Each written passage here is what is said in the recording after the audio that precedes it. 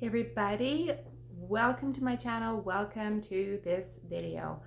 I am Iris Siriani and I specialize in helping women who are struggling with alcohol misuse as a means of coping with their life, especially around toxic relationships. I help them to break free from destructive patterns and to create a future filled with joy and purpose. This was my journey, and in this video, I will be sharing with you 5 soul care / self-care things that I have integrated into my life that have really helped me on my own healing journey. So let's get started.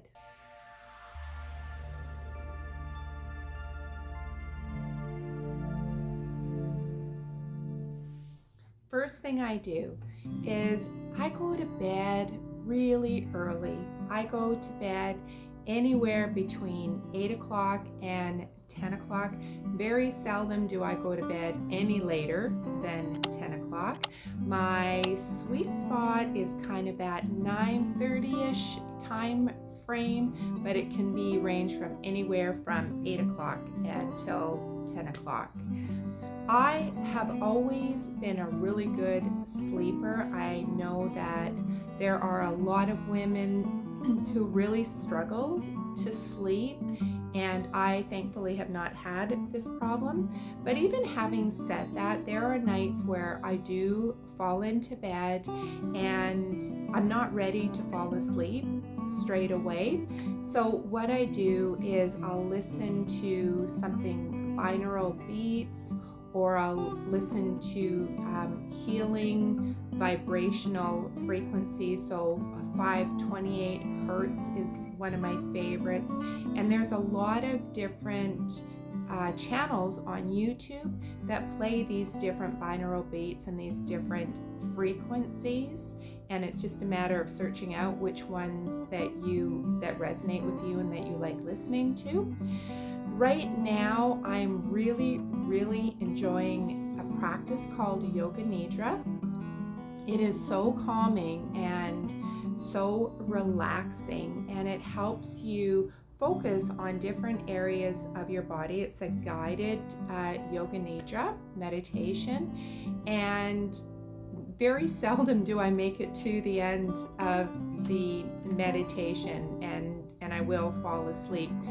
One of the YouTube channels that I'm following right now that I'm absolutely loving is Ayla Nova's Yoga Nidra and Beyond. That's the name of her channel. I'll leave a link below this video if you want to go and check her out. I have absolutely no affiliation, no association with her whatsoever. I don't know her. I'm not friends with her. I've never spoken with her, but she just has this tone in her voice that is so incredibly soothing, and she just kind of lulls you into this deep meditative space with her, and I'm really getting a lot of benefit from listening to her now.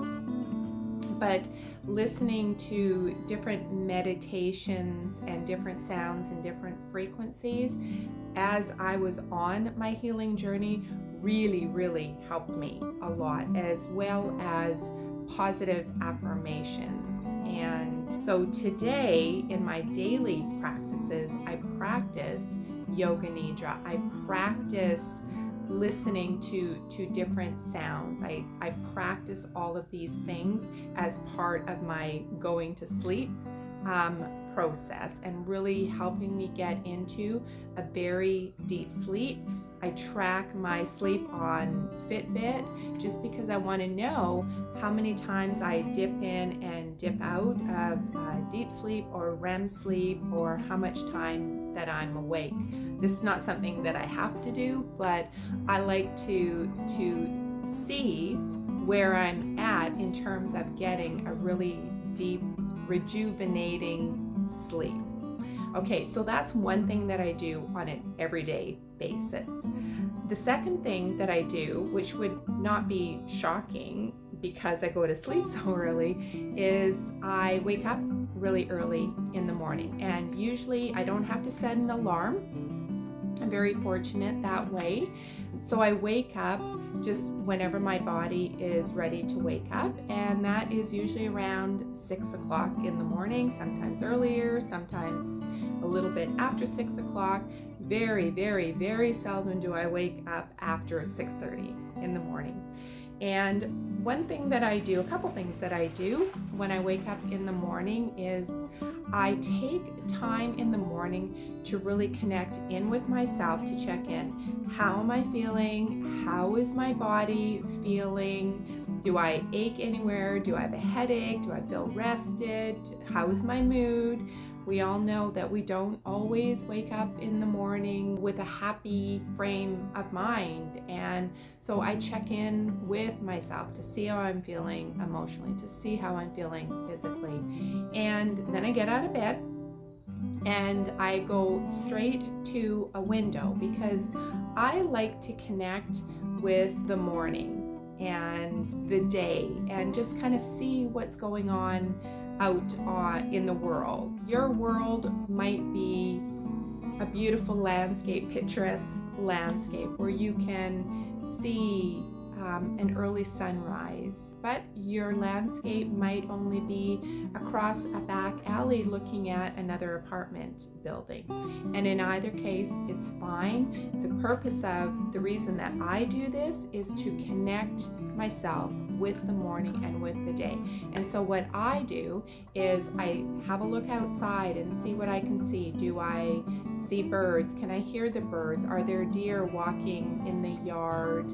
Is there a blanket of snow on the ground? Is it pouring rain? What does that rain sound like? Tuning in to the morning and into your surroundings. And then right after that, or sometime within that morning time frame, I like to meditate. And meditation by far has been the greatest practice that has helped me heal and help me find myself again. And the meditative practice, when I first started meditating, I cried a lot and I didn't think that I could meditate. Sometimes I just cried and cried myself to sleep. Other times I just cried and couldn't seem to settle down and focus in, so I would get up and I would carry on with my day. But what I got into the habit of doing is making it a regular practice, and it wasn't easy at first.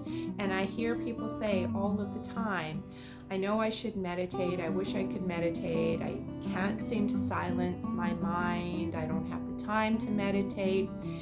When we are struggling in our lives and when we are so overwhelmed, that is a sign that we need to slow down and go inward. And it's something that we haven't been taught, so it seems to be counterproductive or counterintuitive to the way we're familiar with doing things.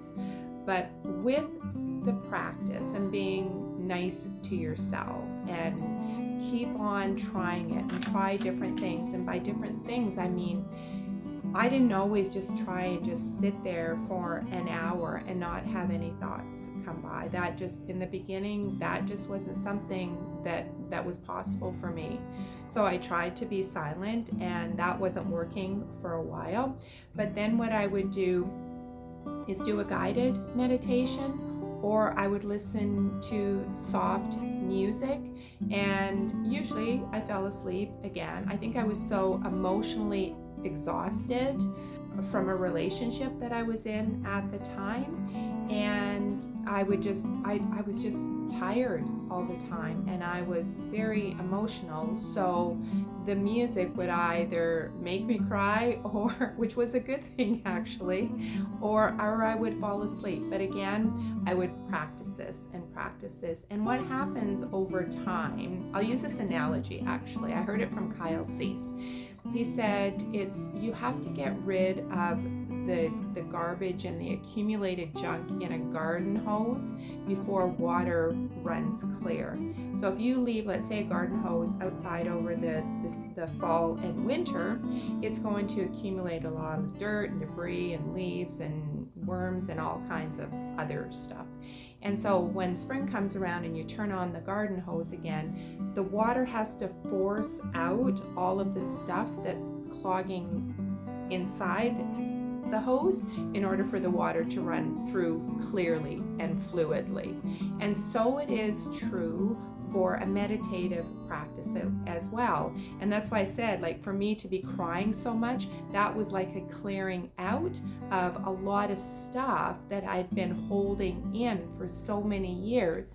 And so the more I practiced it and the more things came up during that meditative practice, eventually over a course of time, and time is irrelevant in terms of the healing process, but eventually things started to clear out and I was able to not fall asleep and not cry, and I was able to get into a meditative state where I could detach from my thoughts and then become the observer of my thoughts and not being attached to the thoughts as if they were true, and allowing them to spiral me down into a rabbit hole of despair.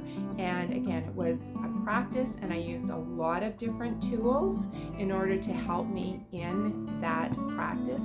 And meditation is something that I still practice every day to this day. And along the way, there have been times where I haven't meditated, but it does not take long for you to become disconnected from that soul piece within yourself, and you start to feel it. You feel now like you are not yourself, and you have to go back to that meditative practice. That has been my experience, and so now I make meditation a daily practice because it helps me ground myself to start my day from a place of neutral, calm, open, and accepting what the day has to offer me, rather than focusing on social media and my email first thing in the morning and get just overwhelmed with so much messaging from the exterior that I forget to receive messages from the interior that I can then use to the external. Okay, so that's my second thing that I do on a daily basis to help me. Okay, the third thing I do is I exercise, I eat well and healthy, and I limit the amount of alcohol that I drink. So these three things are so interconnected in terms of our overall physical well-being as well as our mental well-being. And then you connect in the meditation piece, and it's just amplified so much more.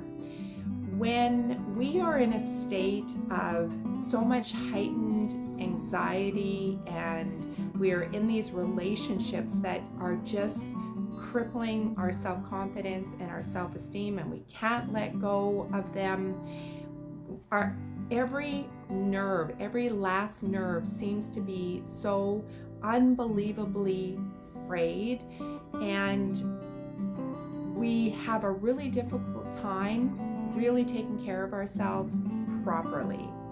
And so one of the things that I started to do was making a commitment to myself to start taking better care of my health. And the first thing I did was drastically reduce the amount of alcohol that I was drinking, because it was becoming a problem for me, and it was causing me to become very, very depressed. And alcohol for me, number one, affected my mental health in a really bad way and for a long period of time.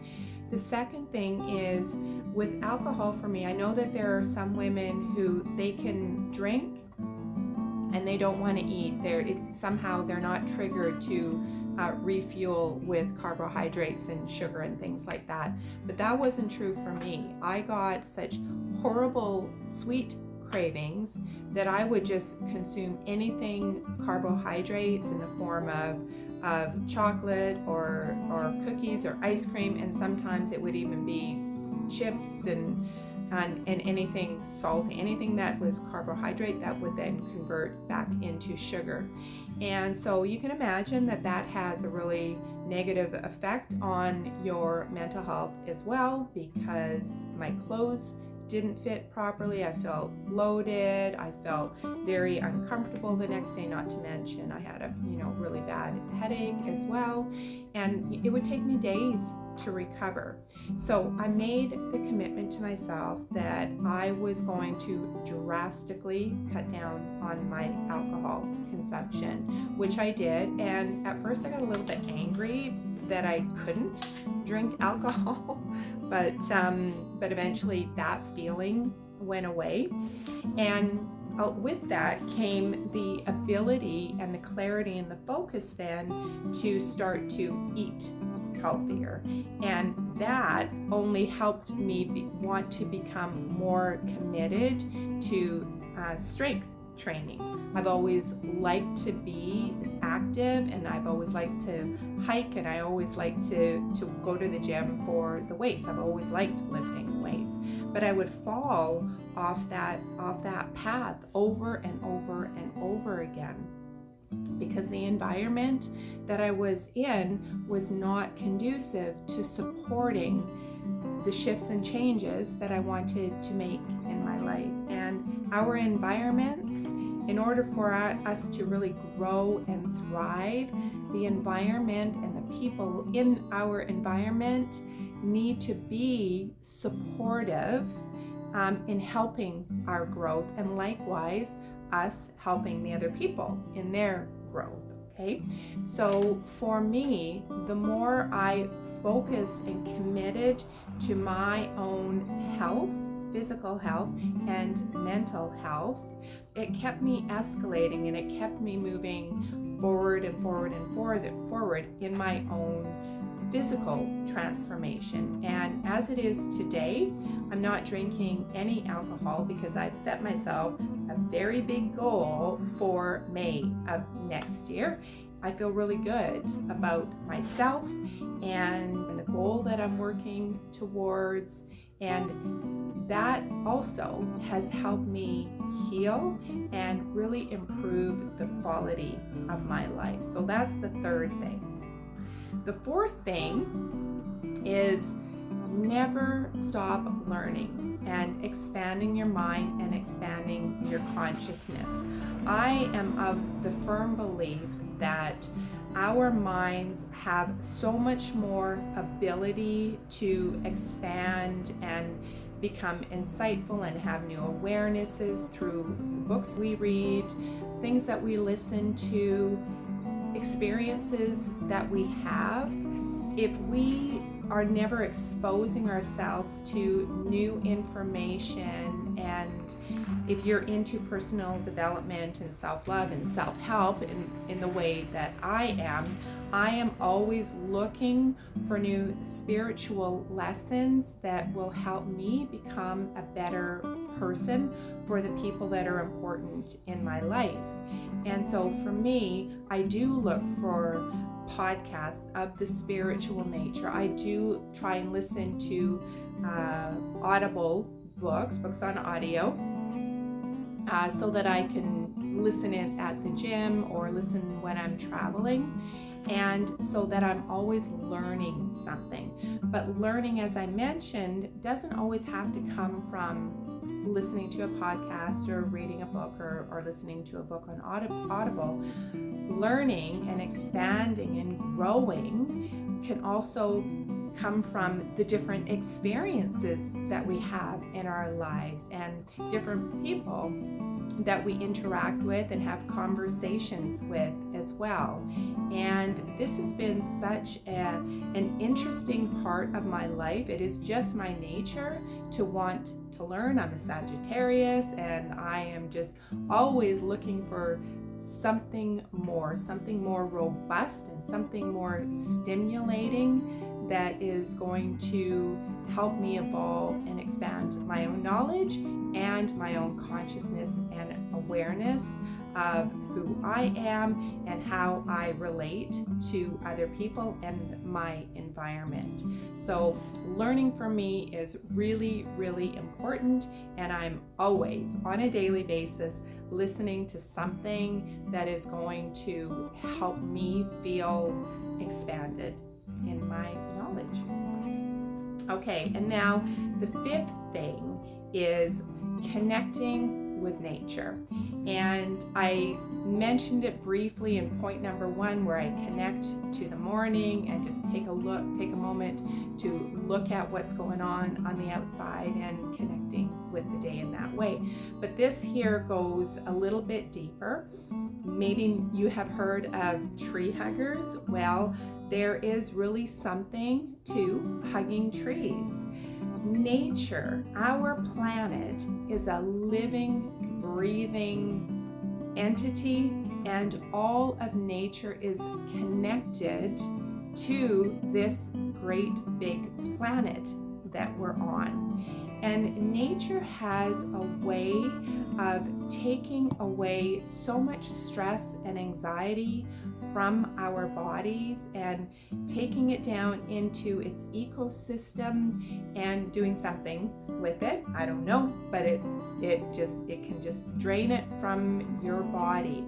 And so what I started practicing, I used to live in an area that was surrounded by forests and lots of hiking and lots of running streams and surrounded by oceans, and it was very, very tranquil and very peaceful and very nice. But there were times where I was so overwhelmed and in such a state of inner emotional chaos that what I would do is I would go out into the forest and I would stand there and I would wait until a tree called to me. And what I mean was a tree called to you. You'll look at a tree, you'll look at one tree and you'll go, yeah, that's a nice tree. And then you look and then there's this big tree and it just, the structure of it just looks, there's something that just draws you towards it, right? So that would be a tree calling you towards it. So you just go out in nature, that's what I would do, and I would wait, which only took a couple seconds actually when you tune in to your surroundings. And I would go to that tree and I would just literally just wrap my arms around the tree. And for me, I could physically feel the energy just drain from my body. All of that emotional, all of that stress, take all of that anxiety, take all of the fear. Nature has that way. Nature has that ability to just take our pain and just take it into the earth and do something with it. And usually I would cry because there is a lot of crying and a lot of releasing when you're healing. So that is actually a really good thing. And the crying eventually does stop. And it didn't mean that my problems went away and all of the external circumstances were magically fixed.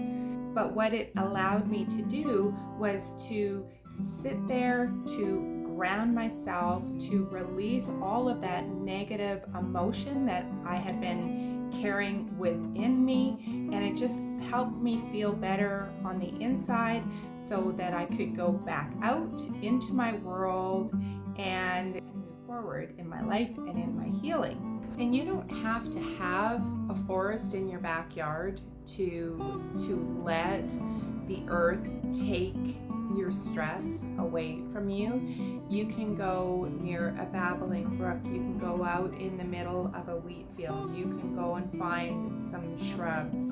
You can just go for a walk outside. Whatever you have available to you, you don't necessarily need to go and hug a tree, although that is very effective. Just by connecting with nature and being in a as peaceful as possible surrounding where you can at least set the intention to let the earth take that energy and take that stress and anxiety and fear and pain and everything that you're experiencing, setting the intention to just let that be taken from you. And it is so freeing, and it is so helpful in healing as well. This is something that I do very often if I find myself in some type of emotional turmoil. And even though I've gone through a tremendous transformation and healing process, there is something called, in business anyways, new level, new devil, which basically means that when you elevate to your next level, there is going to be more stuff that comes up from the inside that wants to be seen and wants to be healed as well. And so every time I find myself in yet another transition phase where I'm going next level, there is more fear and stress and anxiety that comes up to be healed. So I'm always looking towards nature as a place where I can ground myself and let go of the stress and the anxiety that tends to build up within me, at least, as I transition to that next level of being the best version of myself and living the happiest, joyful, and most fulfilled life that I can. So those are my 5 practices that have helped me so much in my own healing process and transformation, and continue to be an integral part of my daily and weekly life. These are my soul care / self-care things that I do. So I hope that you found this video helpful. If you did and you like my content, then go ahead and subscribe and like this video and share this video. Leave a comment. I'd love to hear your comments. And until I see you again, take